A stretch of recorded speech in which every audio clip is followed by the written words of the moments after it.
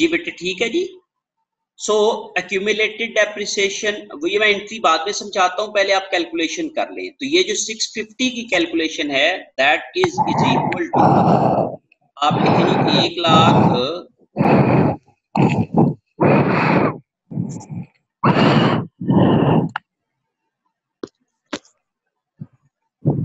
Excuse me sir. जी बेटे। Sir ये इससे पहले जो हमने वो एंट्री की है पेरोल की, सर वो ये समझ नहीं आ रही कि पेरोल अकाउंट की नेचर क्या है।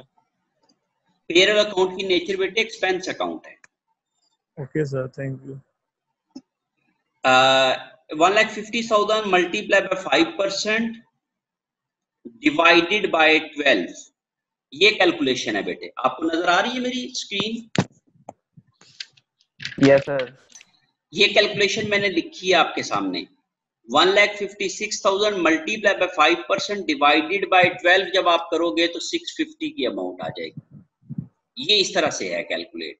इसी तरीके से आप जो है वो फैक्ट्री इक्विपमेंट की भी आप कैलकुलेट करेंगे, तो फैक्ट्री इक्विपमेंट की भी है इज इक्वल टू, इसकी अमाउंट है बेटे 1,08,000 और मल्टीप्लाई बाय आप इसको करते हो मल्टीप्लाई बाय इसका परसेंटेज है हमारे पास 20%, आप इसको 20% लेते हो और डिवाइडेड बाय 12 करते हो तो आपके पास जो है ये भी वैल्यू आ जाएगी।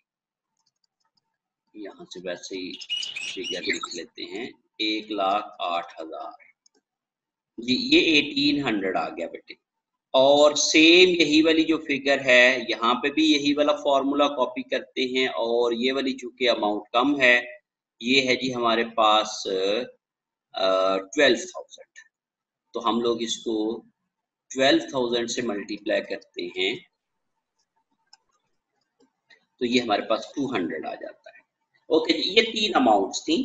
इनमें से ये वाली जो अमाउंट है ये बेसिकली बेटे 2 हिस्सों में डिवाइड हो रही है, 2 जगहों पे इस्तेमाल हो रही है, फैक्ट्री में भी और ऑफिस के लिए भी। तो फैक्ट्री और ऑफिस के लिए क्या है, the sales and administrative staff use approximately 1/5 of the building for its office. 1/5 जो है वो ऑफिस के लिए इस्तेमाल हो रही है बिल्डिंग। तो ऑफिस के लिए जो बिल्डिंग है उसकी आप निकालने के लिए रेशो, जैसे ये वाली अमाउंट जो है इसको मैं डिवाइड कर देता हूं उसके अंदर, तो उसके लिए ये क्या है is equal to 650 divided by 5। तो मैं 5 पे डिवाइड कर दूंगा क्योंकि 1/5 है ना, तो या फिर मैं मल्टीप्लाई कर दूंगा, ये होगा basically 650 multiply by 1 divided by 5।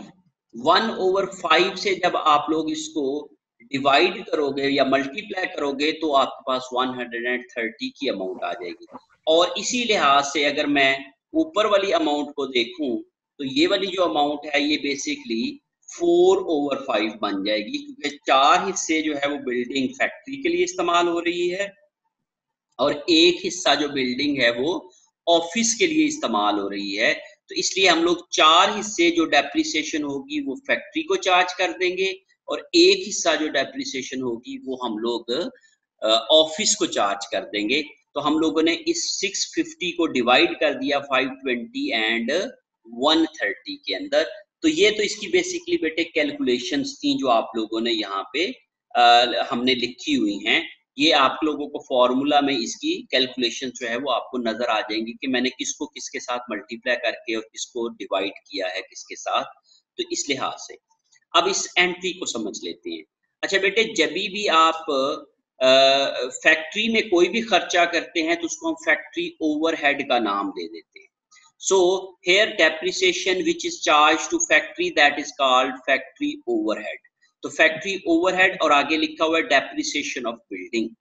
फिर उसके बाद जो है ये 1800 जो है वो factory overhead that is factory equipment. Factory equipment की भी जो डेप्रिसिएशन होगी वो भी फैक्ट्री को चार्ज होगी, तो वो भी हम फैक्ट्री ओवरहेड अकाउंट इस्तेमाल करेंगे।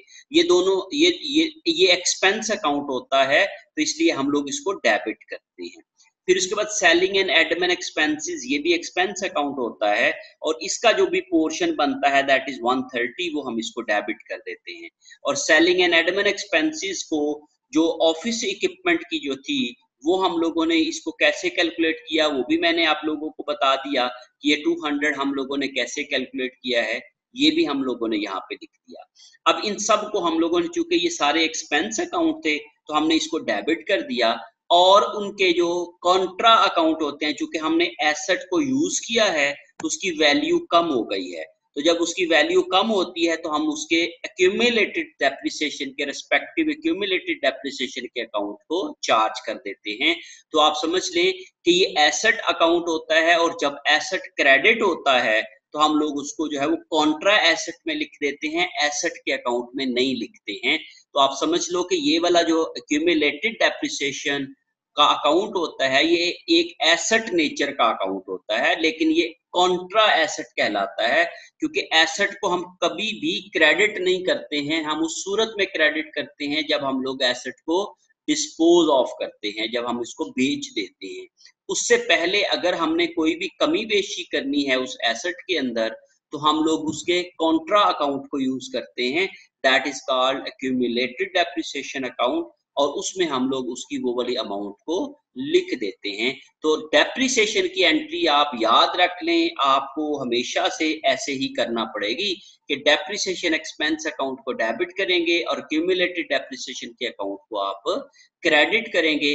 और डेप्रिसिएशन एक्सपेंस को अगर आप फैक्ट्री की है तो उसको हम फैक्ट्री ओवरहेड अकाउंट को चार्ज कर देंगे, और अगर सेल्स और एडमिन की है तो हम लोग सेलिंग एंड एडमिन एक्सपेंसेस को चार्ज कर देंगे। तो इस तरीके से हम डेप्रिसिएशन की एंट्री हम अपनी बुक्स के अंदर लेके आएंगे।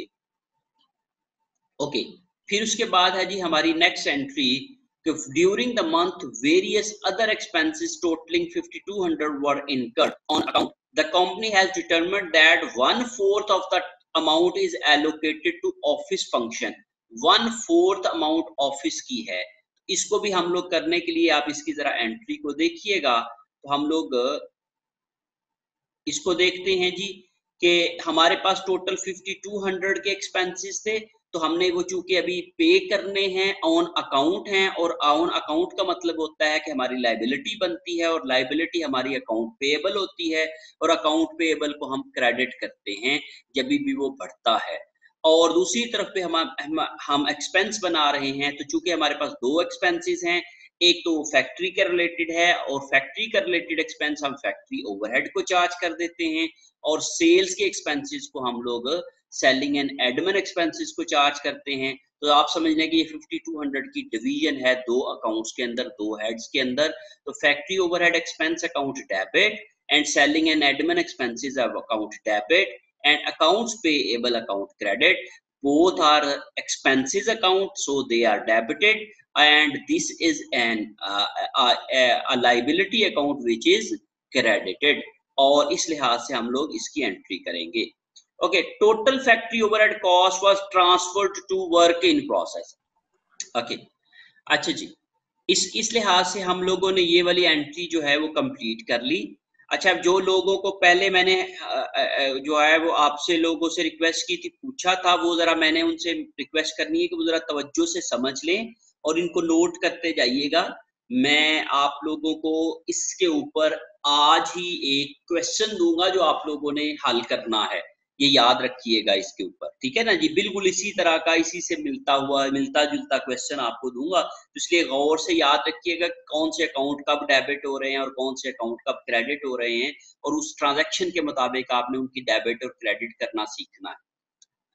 ओके जी, फिर उसके बाद हम लोगों ने ये कहा कि फैक्ट्री के एक्सपेंसेस हमने ट्रांसफर कर दिए हैं वर्क इन प्रोसेस में।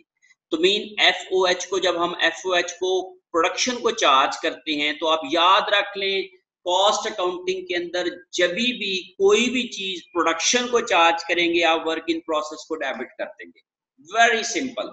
प्रोडक्शन को चार्ज करने का मतलब क्या है कि वर्क इन प्रोसेस को बढ़ाना, वर्क इन प्रोसेस बढ़ता है तो वो एसेट अकाउंट होता है, एसेट अकाउंट जब बढ़ता है तो डेबिट होता है। So work in process account debit that is 14,220 से, और फैक्ट्री ओवरहेड अकाउंट 14,220। अब आप ये समझ लें कि ये अमाउंट कहाँ से आई है। तो याद रखें जहां पे भी फैक्ट्री ओवरहेड अकाउंट डेबिट हो रहे हैं ना, ये देखिए ये कितना है 3900, ये लिख लें आप 3900, ये आ गया।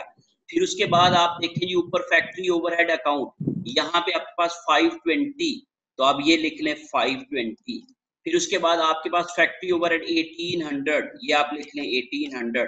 फिर उसके बाद आपका ऊपर फैक्ट्री ओवरहेड यहाँ पे लिखा हुआ है 2500, तो आप लिख लें जिसको 2500। फिर उसके बाद उसके बाद है आपके पास फैक्ट्री ओवरहेड 5500 जी, 5500। फिर उसके बाद 5500, इन सब को जब हम लोगों ने टोटल किया तो हमारे पास 14,220 आ गया। अब आपको समझ आ गई होगी कि हमने 14,220 की अमाउंट कैसे लिखी है। जिसको नहीं समझ आई प्लीज पूछे। सर प्लीज रिपीट कीजिएगा, समझ नहीं आई इसकी। जी मैंने ये कहा कि बेटे ऊपर वाली जो आपने एंट्रीज की हैं, जहां जहां पे आपने फैक्ट्री ओवरहेड को डेबिट किया है उन सबको प्लस कर लें। Okay sir. यहाँ पे मैंने डेबिट किया है, इसको मैंने प्लस कर लिया। यहाँ पे मैंने फैक्ट्री ओवरहेड को डेबिट किया है, इसको मैंने प्लस कर लिया। यहाँ पे मैंने फैक्ट्री ओवरहेड को डेबिट किया है, इसको मैंने प्लस कर लिया। और यहाँ पे मैंने फैक्ट्री ओवरहेड को डेबिट किया है, इसको मैंने प्लस कर लिया। 5500, 2500, 520, 1800, 3900, इन सब को मैंने प्लस किया। 5500, 2500, 1800, 520, 3900, इन सब को मैंने प्लस किया तो मेरे पास 14,220 आ गया। इनको मैंने अपनी वर्क इन प्रोसेस अकाउंट को डेबिट कर दिया और फैक्ट्री ओवरहेड के अकाउंट को क्रेडिट कर दिया। आप समझ लो कि मैं इस एक्सपेंस को एसेट में कन्वर्ट कर रहा हूं। मतलब हमने एफओएच को क्लोज कर दिया। जी एफओएच को क्लोज कर दिया। ठीक है, समझ गए जी? Yes sir. अच्छा जी, फिर इसके बाद नेक्स्ट है जी, during the month goods of the total cost 79,000, 79,000 goods were completed. 79,000 की चीजें हमने क्या कर दी हैं, कंप्लीट कर ली हैं। तो कंप्लीशन ऑफ गुड्स की एंट्री क्या होगी, जब बेटे हम चीजें कंप्लीट कर लेंगे तो इसका मतलब ये हुआ कि हमने वर्क इन प्रोसेस में कंप्लीट कर लिया। तो जब वर्क इन प्रोसेस कंप्लीट हो जाता है तो ये क्रेडिट हो जाता है, और डेबिट क्या हो जाता है, जो चीजें कंप्लीट हो जाती है वो फिनिश गुड्स बन जाती हैं। तो हमने ये कहा था कि आपकी ये वाली जो एंट्री होगी वो ये बनेगी कि फिनिश्ड गुड्स बढ़ जाएंगी। फिनिश्ड गुड्स भी एसेट अकाउंट होता है, जब एसेट अकाउंट बढ़ता है तो डेबिट होता है, और वर्क इन प्रोसेस अकाउंट भी एसेट अकाउंट है। चूंकि ये वर्क इन प्रोसेस अकाउंट कम हो जाएगा तो ये क्रेडिट हो जाएगा। तो आप समझ लें कि ये जब हम चीजें कंप्लीट करते हैं तो हम ये एंट्री करते हैं, finished goods account debit and work in process account credit. इन दोनों को आप इस तरीके से डेबिट एंड क्रेडिट कर सकते हैं। When goods are completed they are sent to finished goods, और फिनिश्ड गुड्स को हम डेबिट कर देते हैं और वर्क इन प्रोसेस को हम क्रेडिट कर देते हैं। इस तरीके से हम इसकी ये वाली एंट्री करते हैं। सर यहाँ पे जी जी पूछे बेटे।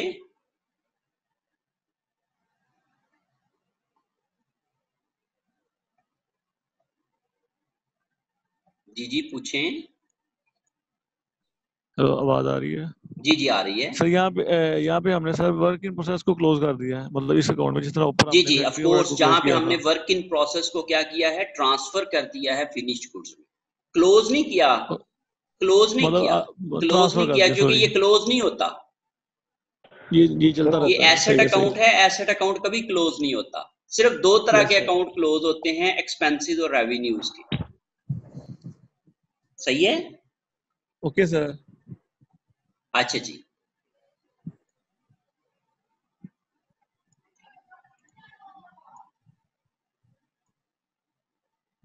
अच्छा जी बेटे, मैंने यहाँ पे आप लोगों को, हमने ये कहा कि when goods are completed, that cost is transferred to finished goods.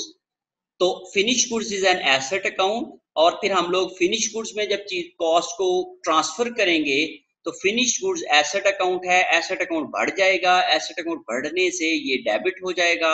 और वर्क इन प्रोसेस अकाउंट भी एक एसेट अकाउंट है, क्योंकि उसमें से हम कॉस्ट निकाल के फिनिश गुड्स में भेज रहे हैं, तो इसलिए वर्क इन प्रोसेस अकाउंट कम हो जाएगा, तो इसलिए ये क्रेडिट हो जाएगा।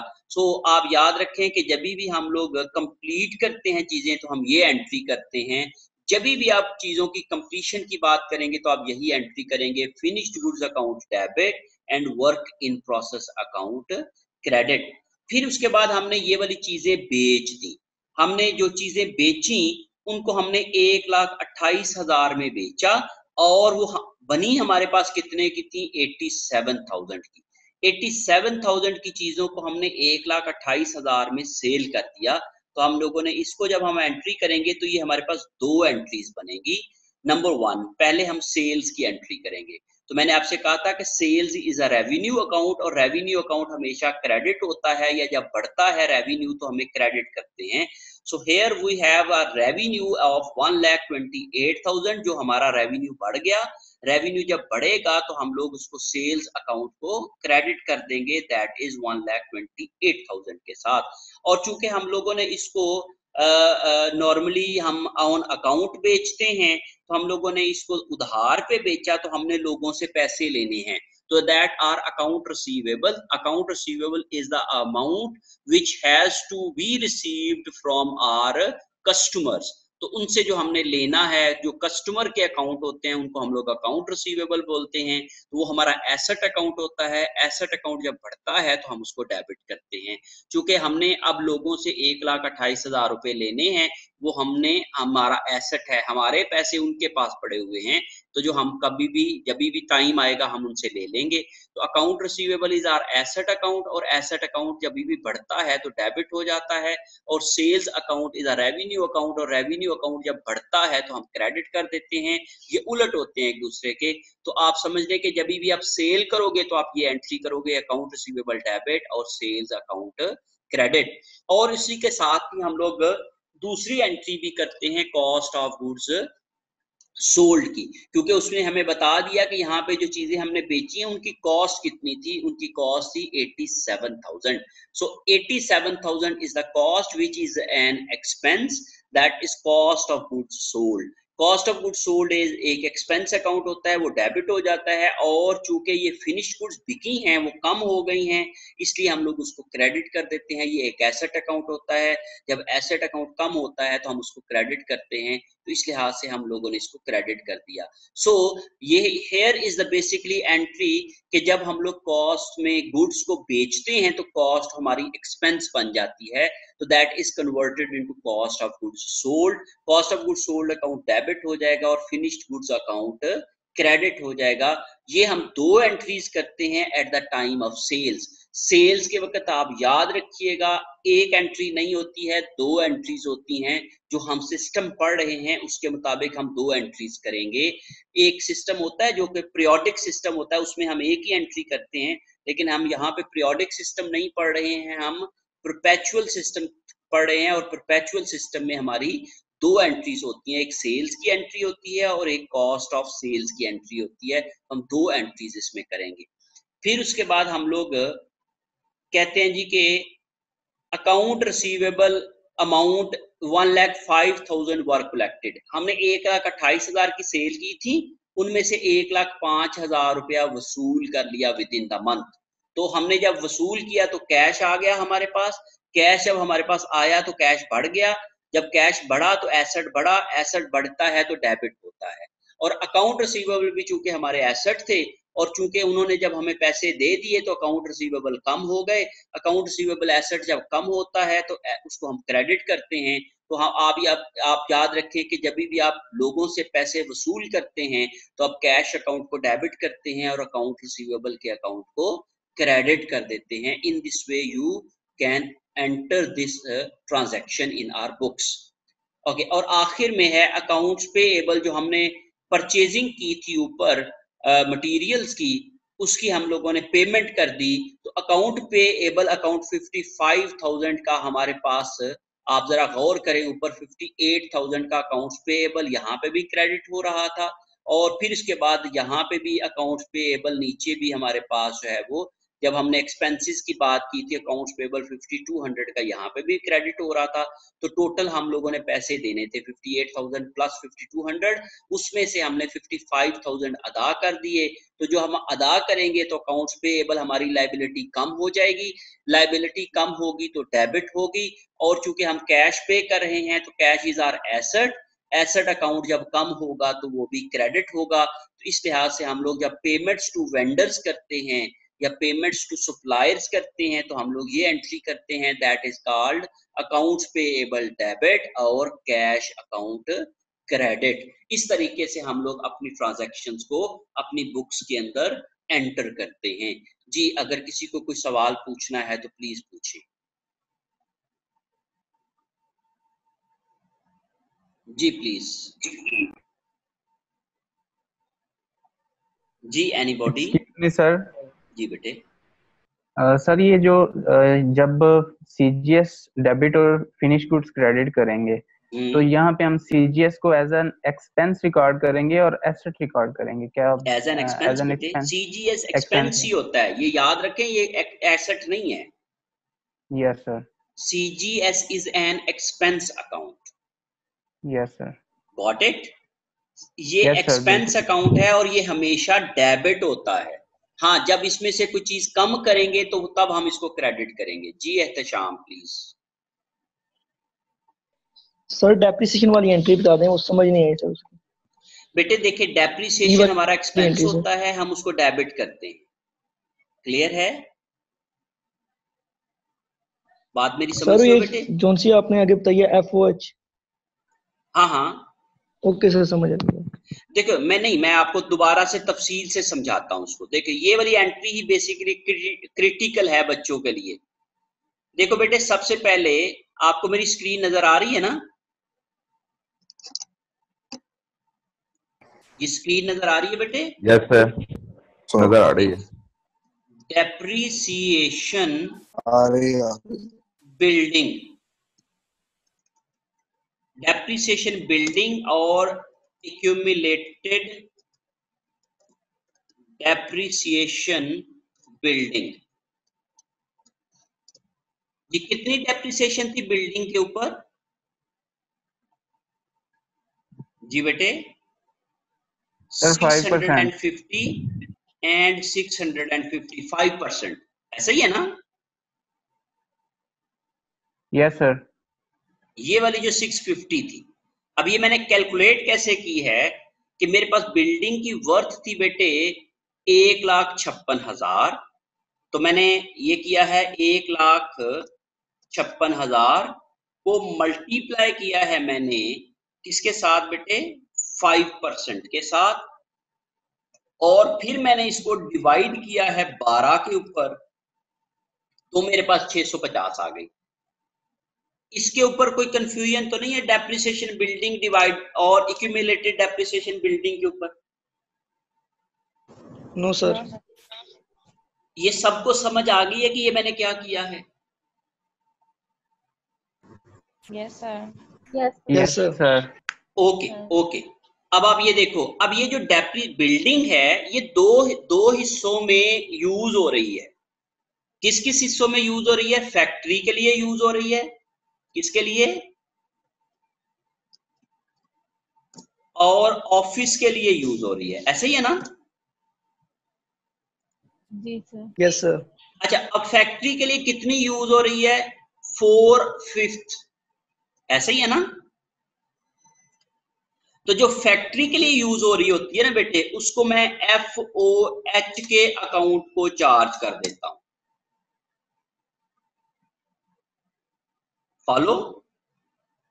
और जो ऑफिस के लिए यूज हो रही होती है उसको मैं सेलिंग एंड एडमिन एक्सपेंसेस में डाल देता हूं। बस इतना सा काम किया है। अब आप वो देखें, और डेप्रिसिएशन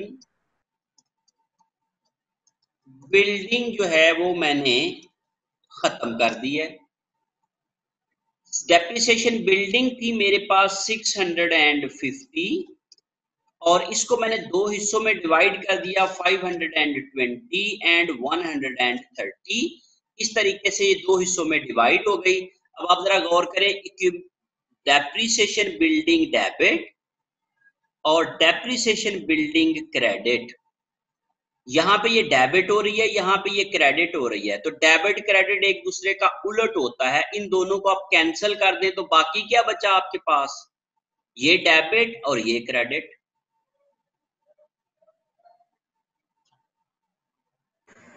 सर नहीं समझ लगी, दोबारा से बता दो। सर आपने 650 को जी मैंने 650 को बेटे मैंने दो हिस्सों में डिवाइड कर दिया। 650 का 4/5 लेंगे तो हमारे पास फैक्ट्री का हो जाएगा, और अगर 1/5 लेंगे तो हमारे पास ऑफिस का आ जाएगा। जी जी बिल्कुल ऐसा ही है बेटे। एक मिनट में आप डेबिट क्रेडिट इसमें क्या होगा फिर, ये बताने लगा ना बेटे, वही तो बता रहा हूँ बेटे, मैं वही बता रहा हूँ आपको। एक मिनट जी, मैं आपको, ये है बेसिकली। Excuse me sir. जी बेटे। सर बेसिकली ये तो दोनों एक्सपेंस है, तो हम इनको खत्म करना चाह रहे हैं, एक तरफ से डेबिट करके दूसरी तरफ से क्रेडिट करके। नहीं बेटे, मैं आपको ना ये समझाने के लिए किया है। देखिए मैंने आपको ना ये समझाने के लिए डिटेल में की है बात। बेसिकली क्या हो रहा है कि यहाँ पे डेप्रिसिएशन हमारी जो है वो हम चार्ज कर रहे हैं, और डेप्रिसिएशन हमारी बन रही है 650। इसको मैंने दो हिस्सों में डिवाइड कर दिया है 650 को, कि जितना फैक्ट्री का हिस्सा बनता था वो मैंने FOH के अकाउंट को चार्ज करना है, और जितना ऑफिस का हिस्सा बनता था उसको मैंने ऑफिस एंड सेलिंग एक्सपेंसेस को चार्ज करना है। सही है कि नहीं? इसके लिए मुझे ये वाला, अब चूंकि मैंने तो एंट्री की है FOH debit, selling expenses debit और एक्यूमुलेटेड डेप्रिसिएशन क्रेडिट, ये मैंने एंट्री की है ना ऊपर। आप देखो जरा, factory debit, selling debit, accumulated depreciation credit, ये मैंने बेसिकली एंट्री की है। अगर मैं यहाँ पे आप लोगों को इंसर्ट करता हूँ, एक्यूमुलेटेड क्यों करते हैं साहब? एक्यूमुलेटेड इसलिए करते हैं बेटे कि जब हम लोग एसेट को चार्ज करते हैं तो हम एसेट के अकाउंट को नहीं लेके जा सकते, वो हमारा एक प्रिंसिपल वायलेट हो जाता है, जिसको हम कहते हैं हिस्टोरिकल कॉस्ट प्रिंसिपल अकाउंटिंग की लैंग्वेज में। वो हिस्टोरिकल कॉस्ट प्रिंसिपल वायलेट ना हो, इसलिए हम लोग एक्यूमुलेटेड डेप्रिसिएशन का एक अकाउंट बना के, तो जितनी भी अमाउंट जो हम एसेट में से यूज कर लेते हैं हम उसमें डालते जाते हैं, हम उसमें क्रेडिट करते जाते हैं। बेसिकली एक्यूमुलेटेड डेप्रिसिएशन के अकाउंट को लिखने का मकसद ये होता है।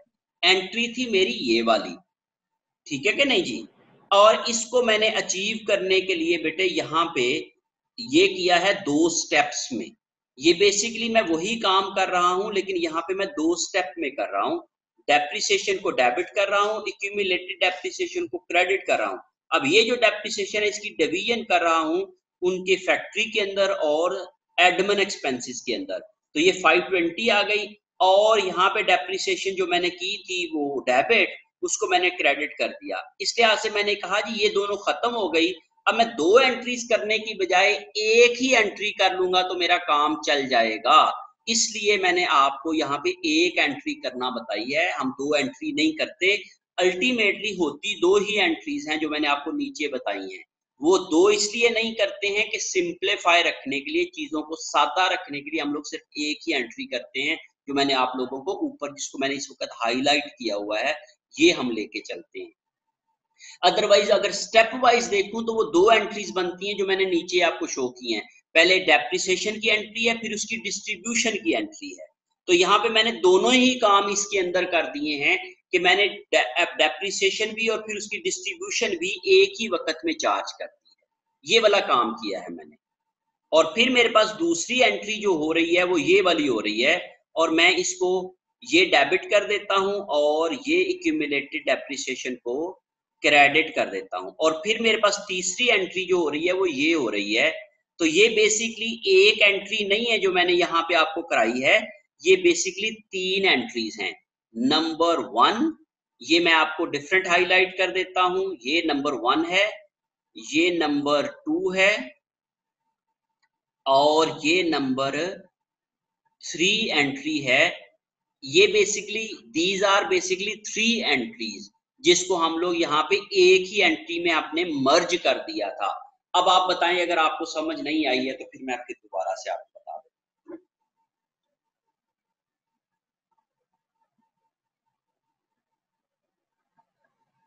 जी ठीक है जी, ओके। इसके बाद हम लोग बेटे इन एंट्रीज को हम अपने अकाउंट्स में, लेजर अकाउंट्स में पोस्ट करते हैं। जब भी हम लोग जर्नल एंट्रीज करते हैं तो फिर उन एंट्रीज को हम अपने अकाउंट्स में पोस्ट करते हैं। यहाँ पे मैंने इनको जो डेबिट था वो डेबिट कर दिया, जो क्रेडिट था उसको मैंने क्रेडिट कर दिया और उन अकाउंट्स में मैंने यहाँ पे पोस्ट कर दिया। आपकी बुक के अंदर उन्होंने टी अकाउंट बना के दिए हुए हैं, आप टी अकाउंट के फॉर्मेट को भी यूज कर सकते हैं। मैंने यहाँ पे रनिंग बैलेंस अकाउंट बनाए हैं। ये 2 फॉर्मेट होते हैं हम लोग जो अकाउंटिंग में यूज करते हैं। तो ये रनिंग बैलेंस अकाउंट जो है वो आसानी के लिए मैंने बनाए हैं, क्योंकि एक्सेल में मैं काम कर रहा था तो इसलिए मेरे पास साथ साथ ही बैलेंस निकलता जाएगा। इसका फायदा ये होता है कि जब भी आप कोई भी ट्रांजैक्शन करते हैं तो साथ ही उसका बैलेंस आपको नजर आ जाता है। तो इस लिहाज से तो मैंने कैश की जितनी भी एंट्रीज थी वो इसके अकाउंट में पोस्ट कर दी हैं।